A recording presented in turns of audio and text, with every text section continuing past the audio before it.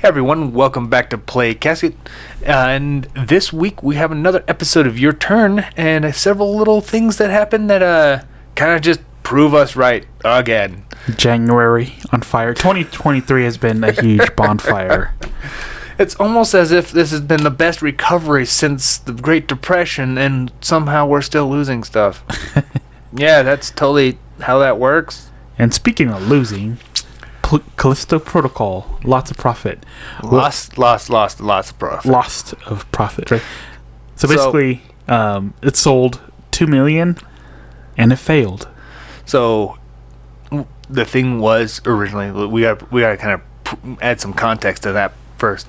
It was a $260 million project.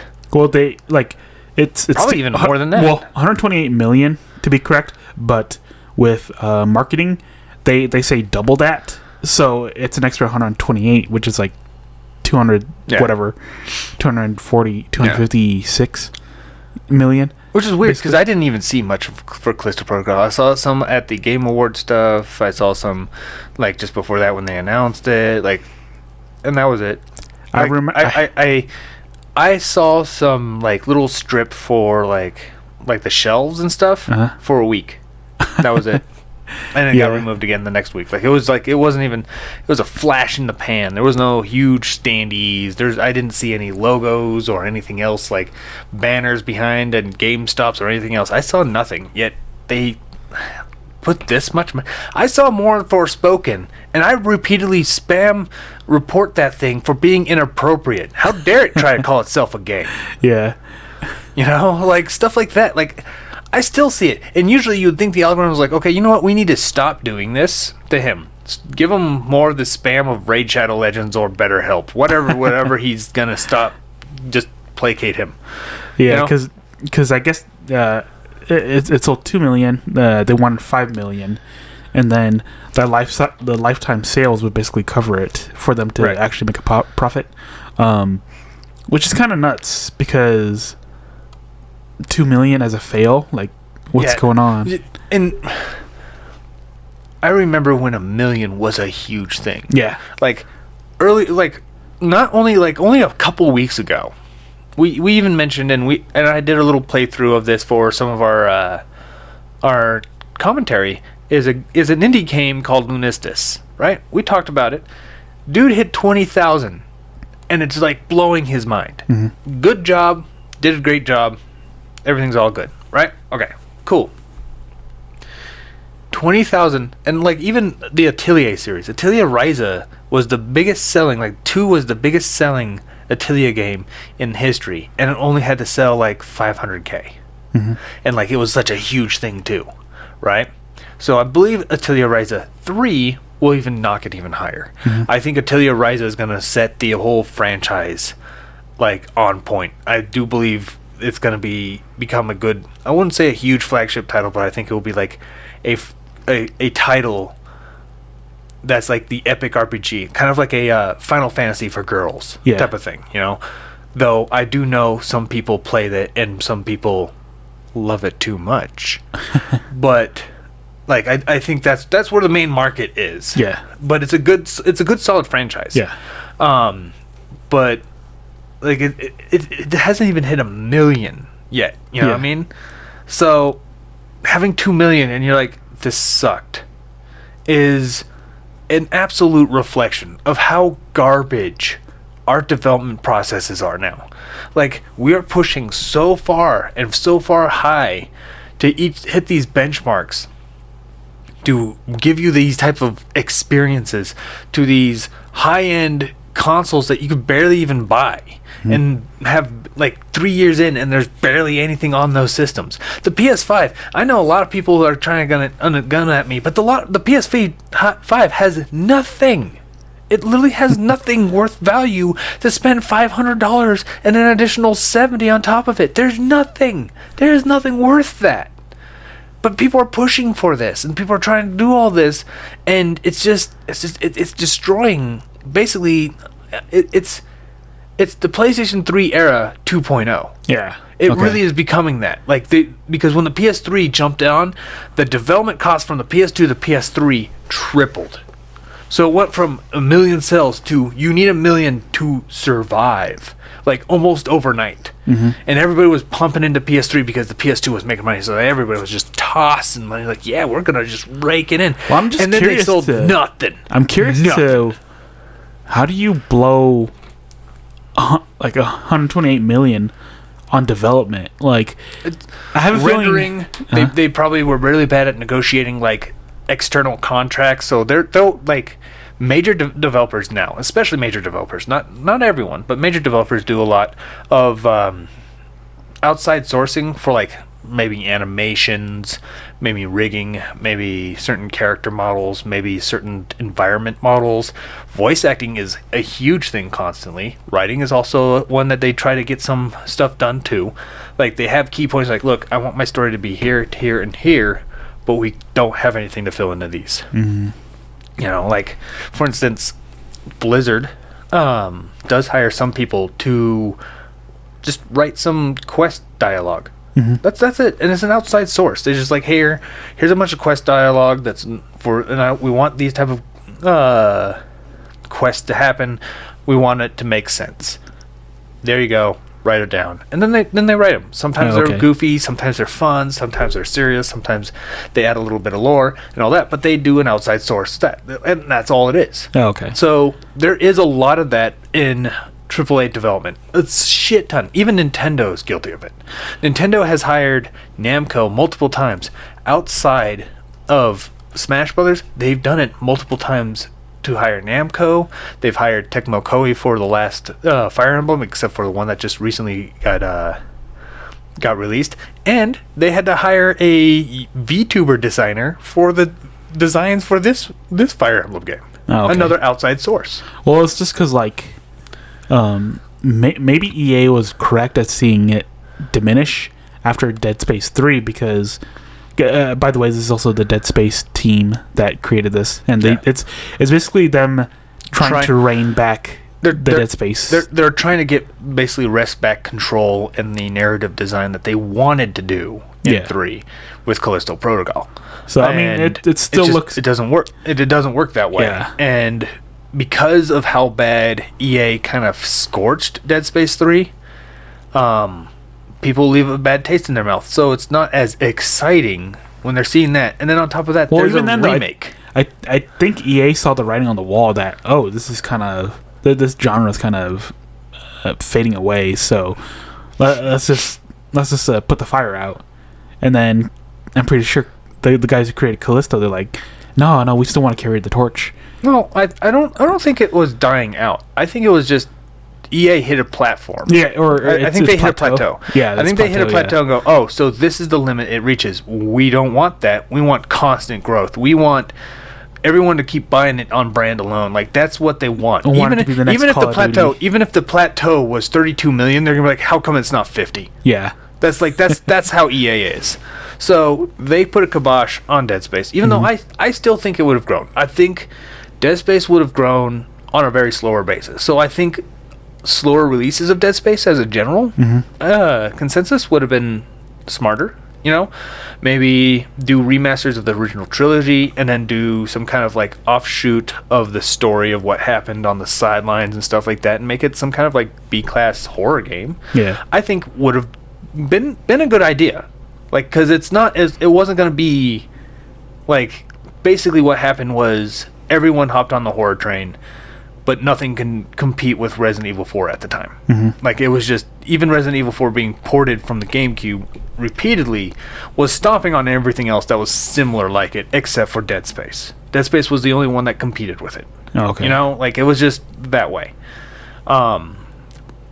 And I'm only talking about sales numbers, you know, ratings and critics and stuff like that. That's all sort of intangible, but for the most part, like, it's ultimately the numbers of people wanting to buy a game new matters so much more than even if it's rated the crappiest game ever.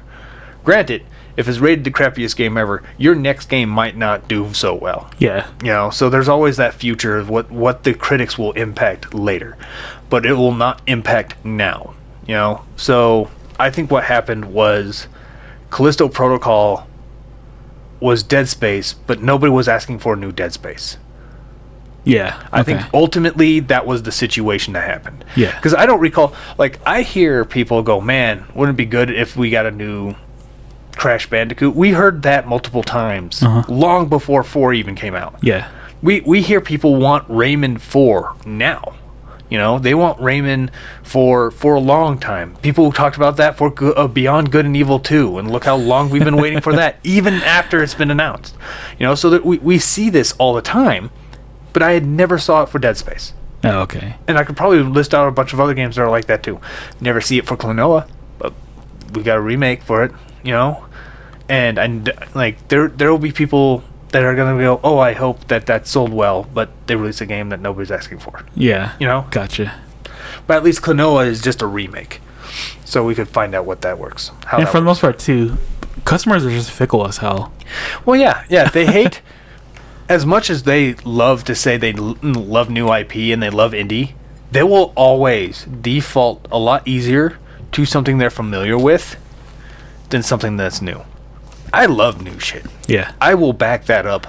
I have bought multitudes of indie games and indie scenes, and I have even fronted money to get some companies to be more successful. Like, I want them to be successful, you know.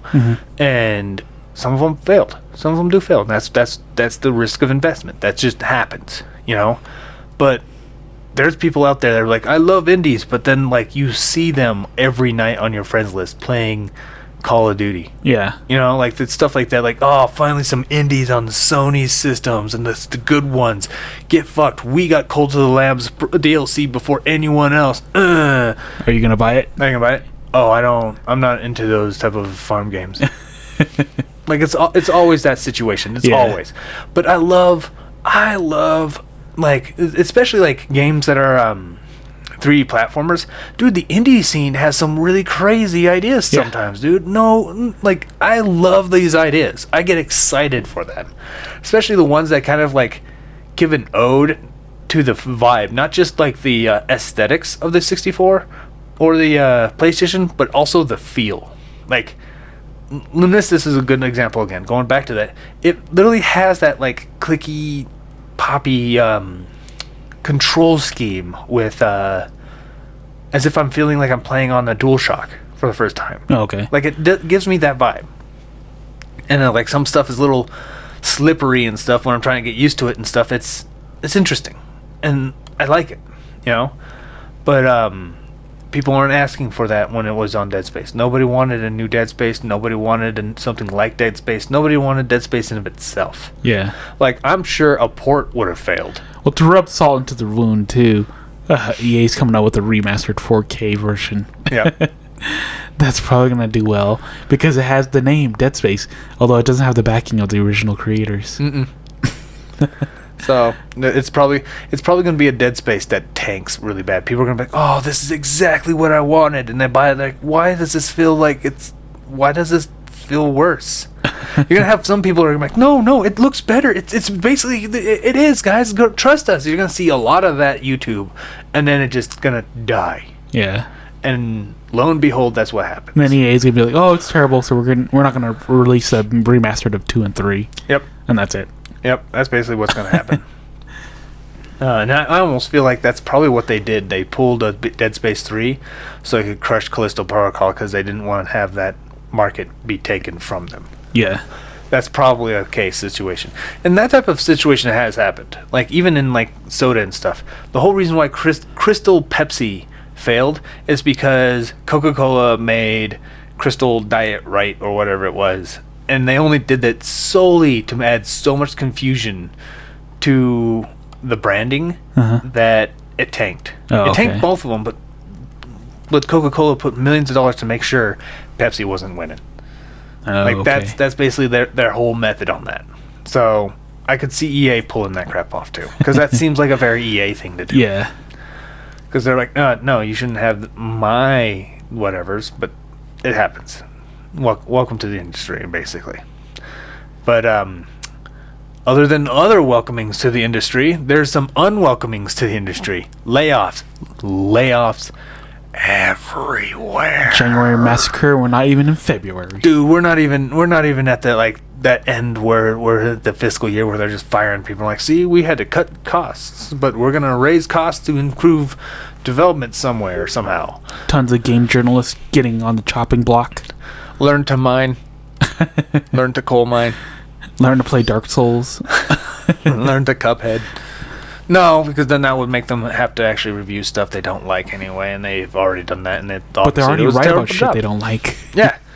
They and there was a terrible job at it. So, maybe just go to the coal mines, earn that wonderful electric car fuel, guys. Very nice. Please face the wall. Right. Yeah, basically, yeah. So not just journalists, but Microsoft has fired a bunch of people outside and inside video game development. 343 has dropped a bunch of people, which has impacted Halo Infinite's development. Which is nuts. From what I heard, it's 1/3 of their dev team. We'll see. There's also, don't quote me on this, but I've heard they quickly replaced those people too. So it's like cheap labor. So I believe it will. I believe that is true. That sounds like something that happens in the industry. Uh-huh. Okay, a lot of people who look from the outside. I've been in the industry. There it happens quite often, and just when someone gets fired, they're easily to be replaced. Like, that's the whole reason why tech is such a huge, hard thing to get into, is because everyone's waiting in line to just get replaced again. Oh my God. Everyone. That's why, there's people out there who are saying, learn a trade skill then. Mm-hmm. There is people, because that's why I'm out of it. Because I can't, unless you have connections with connections with connections, you're not getting a huge position. You're not going to get a pretty good position. You're not going to get a cushy position. You're not even going to get a viable position. The type of positions you might be more likely to get is ones that help you struggle along with an indie team until that indie team makes it or not, and then you got to do it again. Yeah, it happens all the time. That's why I like indie teams, because they are smaller, but they have a higher chance of, when they hit a success, all they have to do is sell 100,000 stuff, and they're successful with their team. But it requires that risk. But people don't want to take that risk with their own lifestyles, that they have to get that cushy one. And that's why everyone's in line with the big ones. Yeah. So everyone that got fired and laid off, they're offering probably lower pay or lower conditions for this other group that's making it more affordable to develop for. Now, China. their skill sets might even be worse. But I do think Microsoft is going to get the Halo Infinite pieced together as much as they can that be considered more or less playable. Yeah, and then release it. From what I've heard, it's they probably have the roadmap done, and then they're like, "Is this good?" And then 343 is like, "Yeah, you could basically do it this way for the next 10 years, and you're good. All right, thanks, you're fired." And then replace it with a bunch of really cheap labor that can just get the actions out. Yeah, get that product rolling. Yeah, I can see that. That's definitely a Microsoft move. Halo's just been so cursed though, dude. Well, and what's really weird is Halo. I've predicted this long since Halo 3. Uh-huh. They followed a very similar path as Turok a few generations before them. Mm-hmm. I was like, the first 3 are going to be probably hailed as some of the best games out there. Some of the best in the series, some of the best in the genre, some of the best in the generation. And then it's going to do some weird experimental crap. And then if they just let it go there, Master Chief will just hide in the background. And it would have. Yeah. But the problem is, I'm pretty sure Microsoft was hoping that Gears of War and Blinks and stuff like that would have made them money, so they could let go of Halo for a bit. But none of those games make money. Yeah. Not God of War. Gears of War sometimes makes money. It's actually their second biggest franchise. But none of the other ones are. They all just tank, and Microsoft does not want them. And so that's why I think they're never going to cancel Infinite. They're going to cobble that thing together as much as possible and release it, because they know with Halo they're going to sell. Yeah, Halo's brand sells. It sells to those people who still think Nintendo, by its namesake, it just means kiddie games, and they're just too quote unquote grown up to ever go down and buy a cartoon like game ever. They're just they will buy that, which is dumb because I'm pretty sure they watch like BoJack Horseman or something like that too. Stupid. But yeah, I think that's gonna happen. But it doesn't stop there. Like they're firing a bunch of people. Every company is. Like Ubisoft looks like to be cutting some more people. Sega looks to be cutting even more people. Sony plans on closing another studio.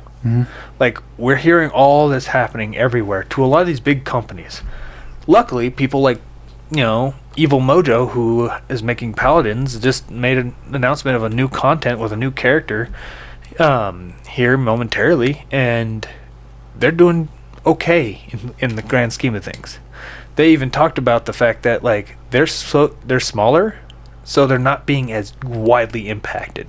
They just got to make sure they keep moving forward and getting, keep the people that they have right now. Which, mad props to them. But Blizzard is firing people. Like, there's stuff like that, like, you got this one, quote-unquote Overwatch clone, and it's just kind of chugging away. And then there's Overwatch 2, and Blizzard's like, we got to let some of you go. Like, it's just, it is tragic. And it doesn't even stop there with Microsoft too. Microsoft had a weird issue, and this is like a hidden issue and stuff too.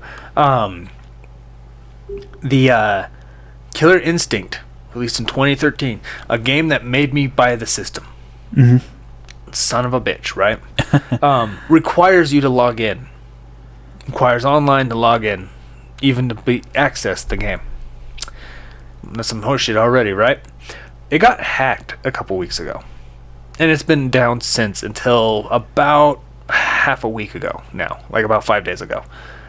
And even when it came back up, the servers forgot a lot of people's keys for a lot of people's like confirmations and stuff like that. So people were literally locked out of their games or the DLC entirely. And they couldn't access all of their characters, or even play some of the games online, or play even on, like, just local couch combat or anything. They were literally locked out of their games simply because they couldn't access online and have the program go, yep, that you still own that game, carry on, and walk away.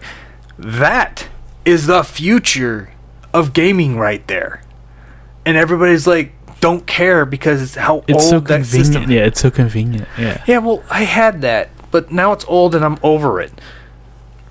But what happens when they finally do it to a game that you're not over? That's the point. Yeah.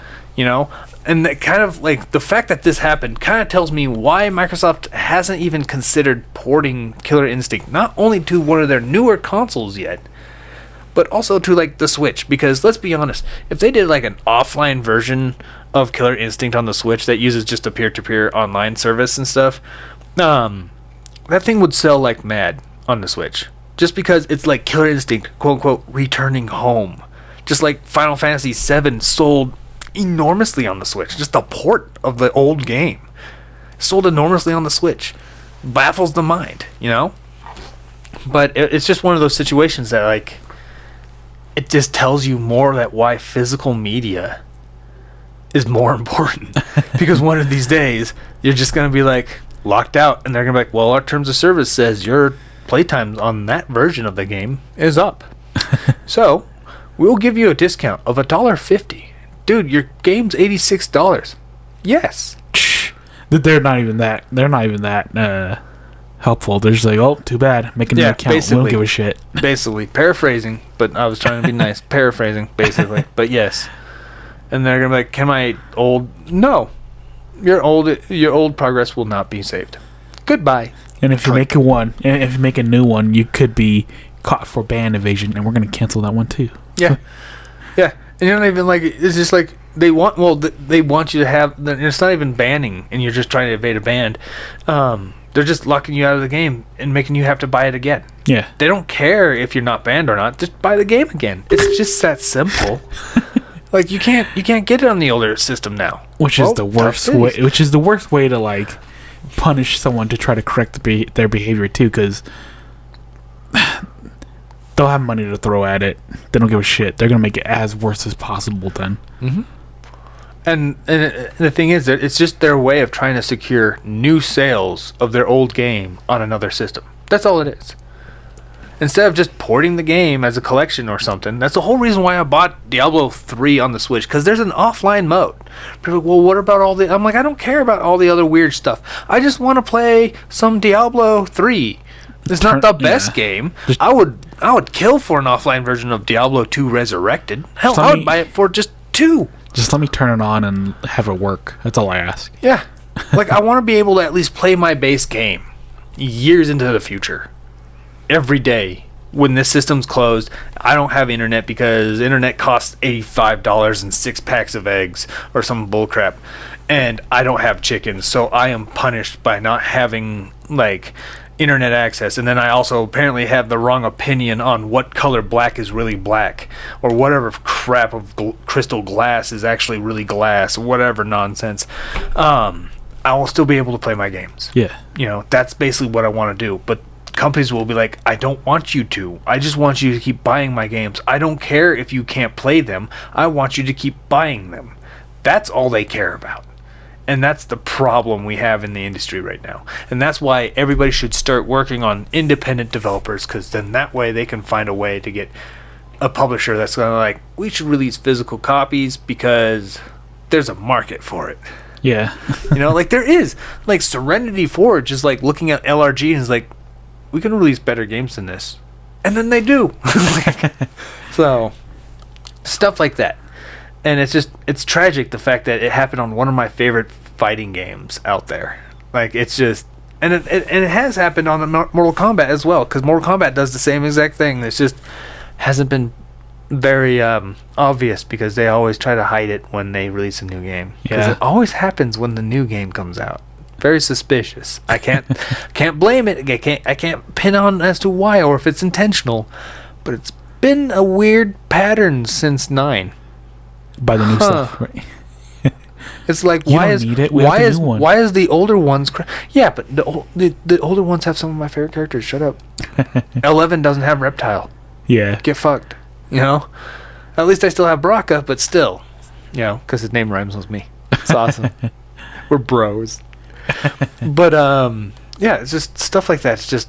It's tragic. It's straight up tragic, and it's just.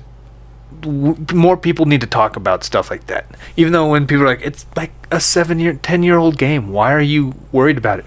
Because it can happen to a 2-year-old game, and it can happen to a 1-year-old game. It can happen to a week-year-old game. Like, it can happen. If it happened over here, it's going to happen again, because when you become complacent about it, because it's quote-unquote an older game, what's going to happen when you want to go back to your retro games, and all of them are like this? I know. You know, like, that's garbage.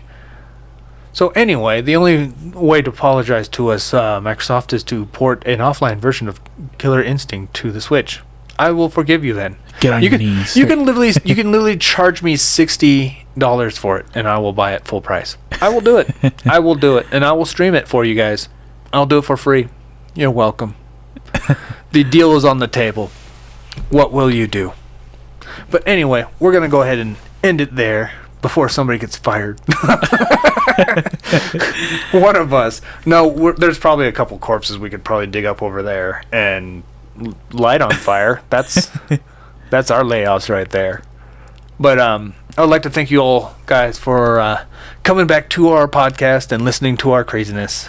If you like our content, feel free to like, subscribe, and share our content. And as always, we will see you on the other side.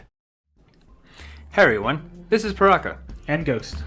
I would like to say thank you for listening to our podcast. If you like our content, give us a thumbs up.